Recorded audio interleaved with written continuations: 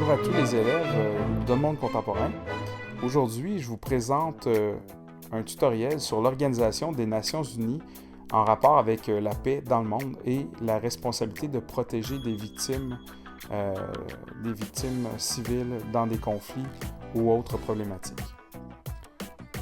L'ONU, en fait, c'est une organisation qui a siège à New York, comme vous le savez sans doute. Le siège de l'ONU à New York comprend une assemblée générale dont 193 États sont membres. Chaque pays dispose d'un droit de vote pour la plupart des questions. Pour bien comprendre pourquoi l'ONU a été mise sur pied et de quelle façon elle fonctionne, il faut remonter un peu dans le temps. Je vous ai fait une ligne du temps sur laquelle j'ai mis bien en évidence les deux conflits mondiaux. Portons notre attention sur celui de 1939-1945. Je vous explique pourquoi. Il y a quand même eu, on estime, entre 60 millions à 80 millions de victimes. Ce n'est pas rien. Très souvent, on prend un raccourci intellectuel en imputant ces victimes-là à la seule personne d'Adolf Hitler. La réalité est beaucoup plus compliquée. Mais si on cerne notre attention sur les victimes, il y en a eu toutes sortes. Les soldats, donc les victimes militaires, des victimes civiles, des villes détruites, bombes atomiques, des victimes aussi du génocide ou d'un génocide. Alors, toutes ces victimes-là ont amené plusieurs personnes, plusieurs dirigeants aussi en Europe à se dire « plus jamais ça ». Et c'est ainsi que sur cette prémisse-là de « on ne veut plus jamais voir de telles horreurs se reproduire dans l'histoire », qu'on a, dès après la Deuxième Guerre mondiale, donc dès 1945, mis sur pied l'ONU. Vous comprenez que l'Organisation des Nations Unies, donc l'ONU, avait comme principal mandat de favoriser la paix dans le monde. Et les autres mandats sont vraiment des mandats très importants, mais le premier mandat est vraiment celui-là de la paix dans le monde. Un autre mandat était à l'origine et encore aujourd'hui de contribuer à établir des relations amicales entre les nations. Un autre de faire de la coopération internationale, notamment pour appliquer les droits de l'homme. Et un dernier grand mandat est celui d'harmoniser les efforts et les connaissances sur différentes questions utiles et importantes, comme la question de l'environnement. Dans le cadre de ce tutoriel-ci, on va vraiment cibler notre attention sur le premier mandat de l'ONU, celui de favoriser la paix dans le monde. Alors, les prémices ou les bases de la création de l'ONU, c'était de se dire, contrairement à d'autres espèces, l'humain n'a pas à se battre. On ne devrait pas avoir à arriver à une solution où on a des conflits armés et à se battre, mais on devrait toujours avoir à pouvoir discuter. Donc l'ONU, c'était grosso modo une table de rencontre, un forum de rencontre. Je fais image ici, mais c'est pour dire l'idée n'était pas de se faire la guerre, mais plutôt de parler afin d'éviter de se faire la guerre. J'ai mis ici une image d'un personnage de film, un dictateur un peu loufoque. Peut-être que vous l'avez vu, c'est quand même très drôle. Mais ce dictateur-là, je l'ai mis s'asseoir autour de la table parce que c'est un peu comme un verre dans une pomme. C'est à la fois une force de l'ONU de pouvoir faire s'asseoir des gens avec différents points de vue, mais c'est à la fois une faiblesse, comme le verre dans la pomme. Un dictateur qui s'assoit autour de la table, c'est quelqu'un qui peut donner son opinion, qui peut même des fois vouloir l'imposer. Alors, ça pose problème. Et pour vrai, à l'Assemblée générale des Nations unies, on a vu toutes sortes de mondes s'y présenter, des dictateurs, des gens qui ne respectaient pas les droits de l'homme, des gens qui n'ont pas été élus, des gens qui prennent des raccourcis avec la démocratie. Alors, toutes sortes de gens s'y sont adressés et ça fait partie de l'idée que chaque pays qui en est membre, on respecte sa souveraineté. Qu'est-ce que le concept de souveraineté des États? Le concept de souveraineté des États, c'est l'indépendance même des pays. Pour que les gens des différents pays acceptent de s'asseoir autour de la table, il ne faut pas qu'ils perçoivent que l'ONU serait un gouvernement au-dessus de leur tête. Bref, l'ONU, ce n'est pas un gouvernement de gouvernement. Donc la souveraineté, c'est le fait que chaque pays est libre de ses choix, de ses lois et de ses gestes. Bref, l'ONU, n'étant pas un gouvernement de gouvernement, comme on l'a bien dit, c'est un forum mondial, un forum de discussion, un forum préventif pour éviter la violence ou des guerres, notamment. Cependant, à cause de cette constitution-là, ça fait que le pouvoir de cette organisation-là, de l'ONU, c'est un pouvoir relativement limité d'intervention. notamment quand il y a des crises humanitaires ou des situations de génocide, c'est-à-dire une population ou un groupe d'une population qui tente d'éliminer un autre groupe de population pour des raisons religieuses ou ethniques. Bien évidemment, la structure de l'ONU où chaque pays membre a un droit de vote, faut pas croire que cette structure-là est tout à fait démocratique. Déjà qu'un droit de vote par pays, puis chaque pays n'a pas le même nombre d'habitants. Pensez que la Chine a vraiment plus d'habitants que le Canada, mais que le Canada a un droit de vote tout comme la Chine. Mais en plus de ça, au-dessus de ça, c'est un système pyramidal. Pour les questions de guerre et paix, on a vraiment mis sur pied dès 1945 ce qu'on a appelé le Conseil de sécurité, tout au sommet de la pyramide pour les questions de guerre et paix, pour les grandes questions à cet égard-là. On a un Conseil de sécurité qui comprend que 15 membres, dont, si vous regardez au bas de mon schéma, 10 membres non permanents qui sont élus par les autres membres de l'Assemblée générale tous les 2 ans, et tout au sommet même du Conseil de sécurité, 5 membres qui, à l'origine, dès 1945, se sont donné un droit d'être permanent, d'être nommés en permanence. Donc, depuis 1945, les 5 pays que vous voyez là en haut, c'est-à-dire la Chine, la France, la Russie, qui était à l'origine l'URSS, les États-Unis et le Royaume-Uni, se sont donné ce droit-là. À quel titre? Tout simplement parce que c'était les puissances victorieuses de la Deuxième Guerre mondiale et qu'on voulait éviter que l'Allemagne, le Japon et les autres ennemis puissent refaire un peu le coup qui est arrivé lors de la Deuxième Guerre mondiale. Donc, on s'est donné ce pouvoir-là, mais aussi on s'est donné un pouvoir qui a été élargi encore plus parce que non seulement on a le pouvoir d'être 5 membres sur ce conseil-là très important de l'ONU, mais on est 5 membres qui disposent ces 5 membres-là sont des membres qui disposent d'un droit de veto. Contrairement à ce qu'on pense, le droit de veto n'est pas un droit de vote. Le droit de veto est un droit de blocage. Donc, chacun des 5 pays que vous voyez là, les drapeaux des 5 pays, ils ont le droit de bloquer une décision qui a été prise au Conseil de sécurité. À titre d'exemple, si la France propose d'aller protéger une population qui est victime de violence et que la Russie refuse, eh bien, même si 14 membres du Conseil de sécurité votent en faveur, si la Russie applique son droit de veto, eh bien, la proposition de la France va être battue. Donc, c'est vraiment un droit de blocage. Un autre exemple très rapidement, si les États-Unis proposent une intervention armée pour protéger une population ailleurs et que la Chine est contre, peu importe le nombre de membres du Conseil de sécurité qui seraient en faveur, la Chine va pouvoir bloquer le projet. Une des forces de ce système-là, c'est que ça force tous les membres, y compris les membres permanents, à discuter et à en arriver à une entente avant de faire une intervention. Donc, ça protège une intervention abusive. Mais une des faiblesses, c'est que quand il est temps d'envoyer des casques bleus ou de faire une mission de paix, j'en ai mis un ici, un casque bleu. Alors, quand c'est le temps de les envoyer, parfois on ne s'entend pas et on réagit trop lentement. À titre de précision, un casque bleu, c'est un soldat d'un pays qui est prêté à l'ONU pour aider soit en cas de catastrophe naturelle comme ici, ou soit quand il y a de la violence dans un pays ou un conflit armé. Quand on ne réussit pas à s'entendre, ben malheureusement, c'est la victime qui va en être... c'est la population qui va en être victime. Et c'est ce qui est exactement arrivé dans les années 1990 au Rwanda.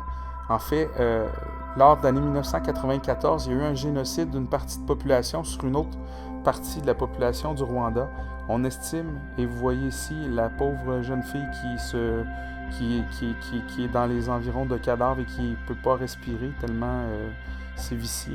Alors, il y a eu, on estime, entre 1 demi-million à 1 million de morts au Rwanda lors de ces événements-là. Le général en place était mandaté par l'ONU qui devait gérer tous les soldats, tous les casques bleus des différents pays au nom de l'ONU, était un Canadien français, et j'ai mis sa photo ici, il s'agit de Roméo Dallaire.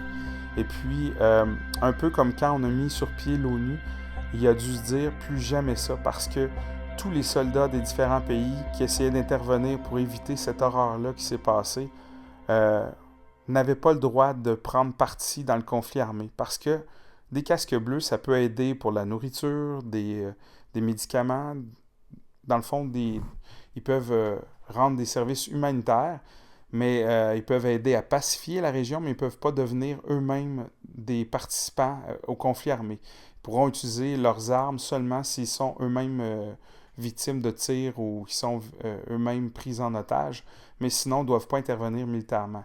Roméo Dallaire a demandé à élargir le mandat parce que l'horreur se produisait sous ses yeux et celui de ses soldats. Malheureusement, malgré qu'il ait sonné l'alarme, les dirigeants du monde entier et même à l'ONU ont préféré se boucher le nez, fermer les yeux et boucher les oreilles et pas prendre en compte ce qui se passait, cette horreur-là. Ça a été un grand échec par rapport au mandat de paix de l'ONU.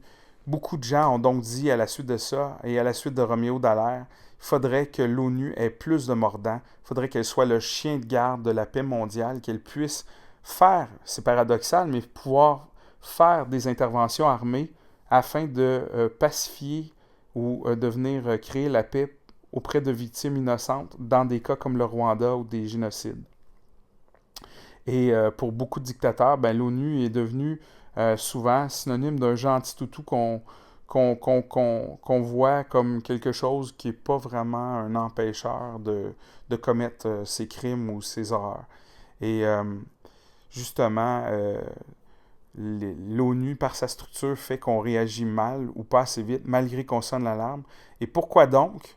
En fait, parce que pour pouvoir faire asseoir tout le monde autour de la table, on respecte vraiment le concept de souveraineté, d'indépendance des États, pour pouvoir faire ce forum-là de discussion et faire en sorte que chacun accepte de se présenter à la table. On respecte l'indépendance des pays. Ça peut paraître ridicule, mais je vous donne un exemple rapidement. Si on prend l'exemple du Canada, qui est un pays indépendant, un pays souverain, comme vous le savez, vous savez également que la situation des Autochtones au Canada est vraiment difficile. J'ai mis ici des images qui en témoignent dans les réserves autochtones. Eh bien, pour vrai, au-delà des images, l'espérance de vie d'un homme autochtone, donc un autochtone de sexe masculin, elle est 9 ans moins que les autres Canadiens de sexe masculin. Ce n'est pas rien, 9 ans.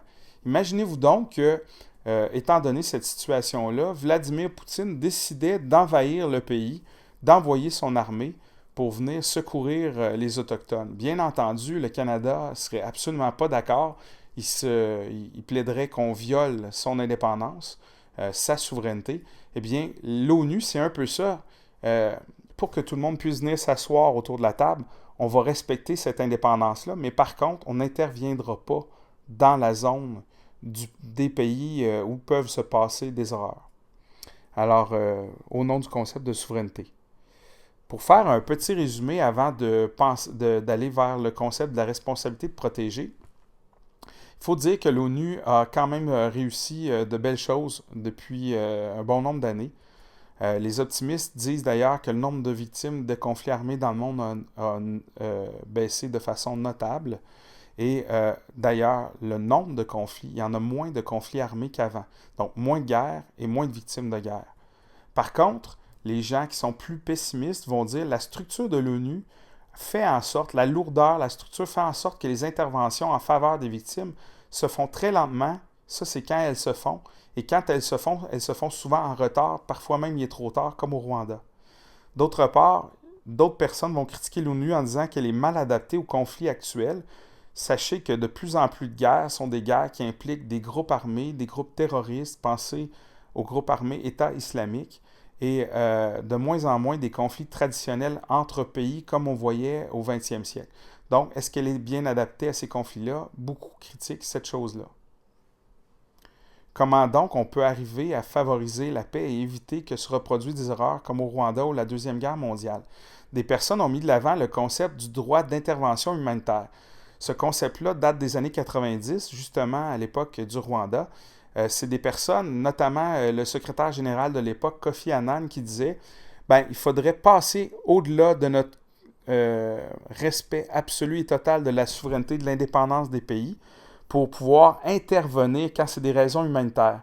Malgré qu'il ait soumis cette idée-là, ça n'a à peu près pas été appliqué, ça a été un grand débat, mais ça a amené à mieux définir son idée, que Kofi Annan proposait. Cette idée-là, elle a d'ailleurs été bien formulée par le Canada, qui a permis que ce soit adopté à l'ONU en 2004. Il s'agit de la responsabilité de protéger. Je vous explique. La responsabilité de protéger, comme ça le dit, il s'agit d'un concept qui permet de violer l'indépendance d'un pays de passer par-dessus la souveraineté des pays de l'ONU pour pouvoir protéger une population qui serait en danger. Si un gouvernement n'est pas capable de secourir sa population, exemple, pendant une catastrophe naturelle, d'autres pays pourraient quand même aller dans ce pays-là, même s'il n'y a pas la permission, pour aller secourir une population qui est des civils, exemple, qui seraient en danger. De la même façon, si un dictateur s'en prend une partie de sa population, s'il fait de la violence, s'il tue des gens, des innocents, on pourrait violer la souveraineté, l'indépendance de ce pays-là afin d'aller secourir ou protéger la population. Ça semble très bien comme ça sur papier, mais dans les faits, l'ONU qui montre les crocs, ça a été difficile à mettre en place et ça soulève beaucoup de questions. Et vous-même, vous allez avoir à produire un éditorial, donc un texte d'opinion. Est-ce qu'on doit intervenir dans la zone de tension et conflit sur lequel j'ai fait ma recherche? Eh bien, ces questions-là, je vous en soumets quelques-unes avant que vous fassiez votre opinion, mais la responsabilité de protéger met en place ces questions-là ou soulève ces questions-là. Quelles sont-elles? Bien, quand faut-il sonner l'alarme dans un pays? Doit-on vraiment intervenir? Est-ce que c'est pertinent ou quand on intervient, on fait plus de mal que de bien? Et puis, si oui, comment doit-on intervenir? Et d'ailleurs, qui devrait intervenir quand on le fait? Pourquoi intervient-on à certains endroits et dans d'autres pays, on n'intervient pas? Est-on certain que toutes les interventions ont pour réel objectif de protéger la population ou utilise-t-on le principe de responsabilité de la responsabilité de protéger pour des objectifs cachés, exemple, s'approprier des ressources naturelles dans un pays, exemple, le pétrole? Est-on certain de l'efficacité des interventions qu'on aura choisies? Alors, je vous remercie d'avoir été attentif et je vous souhaite bonne chance pour la suite de votre travail. C'était Daniel Rouillard, École secondaire du Triolet.